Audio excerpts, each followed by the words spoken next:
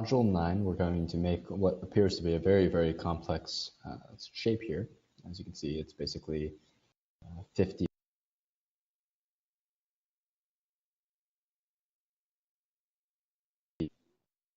125 total. And of course, you can model this by making every single individual cube and then placing it in its correct place. And then you can imagine that's going to be many, many different moves. So we're going to take advantage of a concept called cloning, which is going to require you to know how to use groups, components, and the move tool.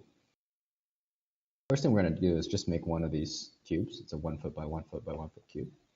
We're going to put it close to the character here.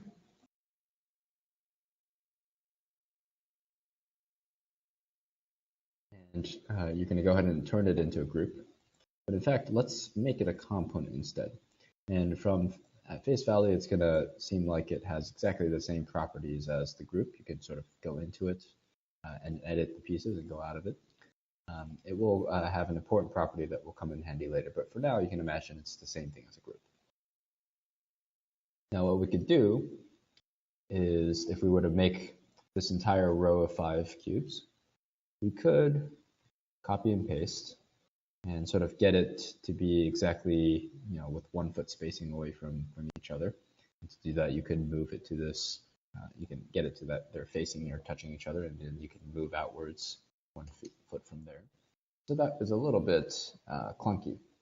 Let's do that exact same thing, but let's take advantage of a really beautiful property of the move tool, which is that you can move while leaving an existing one where it was. So instead of going through that really ugly process of sort of making one arbitrarily at a location and just moving it 1 foot, what if we could just move the existing cube 2 feet while leaving the original one where it was? And you can do that with just one button when you're in this middle point here. When you've sort of moved the existing piece, you just click either Control or Command.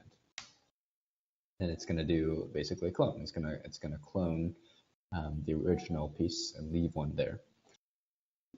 So from here, now our reference point is that original corner, so we have to type in 2 feet as opposed to 1 foot. And do that. So from here, you can do that exact same command. You can clone 2 feet over. You can, of course, use any reference point, and you just have to click once. And then as you're moving over, click the Control or Command, and then type in the dimension you want. And so like this, you can make all 5 pretty quickly. Now there's an even faster way to make all 5 of these. If we go back to just having one, at the end of the first clone command, so what we're doing again is to select the object we want, click Move, click a reference point.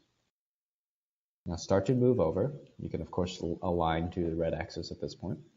Click Control or Command, and then get off the mouse and switch over to the keyboard and type in 2 feet.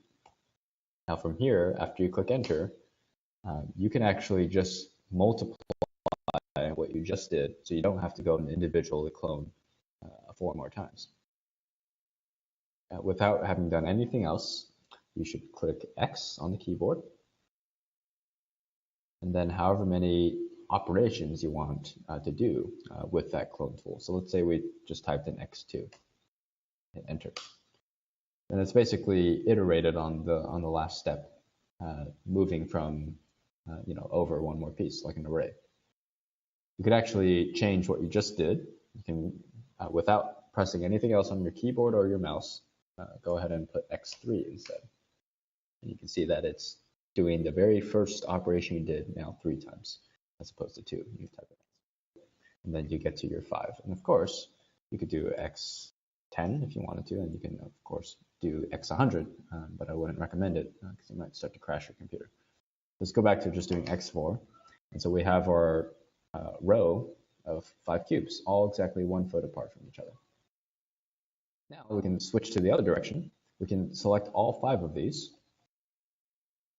What I'm doing here is I'm holding the Control of the command to grab all of them at once.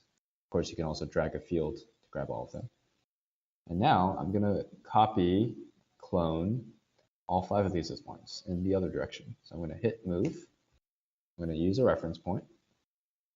I'm going to start to move this row of 5 in the green direction, which I can align to by clicking left. And then I'm going to hit Control or Command. It's going to leave an original 5. And then I'm going to type in 2 feet, enter, then X 4. And just like that, I've made 25 cubes in a very small number of moves. From here, I can grab everything on the ground, all 25 of these. And then now I'm going to use the exact same command sequence, but now I'm going to move upwards. Lock to the blue axis, type in 2 feet, and X. Just like that, we've created the same. So that demonstrates how effective the clone tool is at making an array of identical objects. You can imagine that could be columns, it could be windows, it could be even buildings. Now, what if after you've done all of this, you realize that actually you wanted pyramids instead of squares, instead of cubes? That sounds like a daunting revision to make. You would have to individually go and edit each of these groups and turn them all into pyramids. And that would sort of make the efficiency of the clone tool kind of pointless, because now you still got to edit every single one. You might as well just start over. So that's why it was important to make a component at the start. And what a component does is that any clone from there on out, either done with a copy paste or with this clone we've seen, can now be edited all at once, because they're all connected to each other in principle, in identity. So if you go in and edit any single one of these by double clicking, and you start to manipulate these objects, in fact, everything moves. So from here, we can very quickly do something like put an X on the top, and then move and give each of these a little top to them, 1 foot top.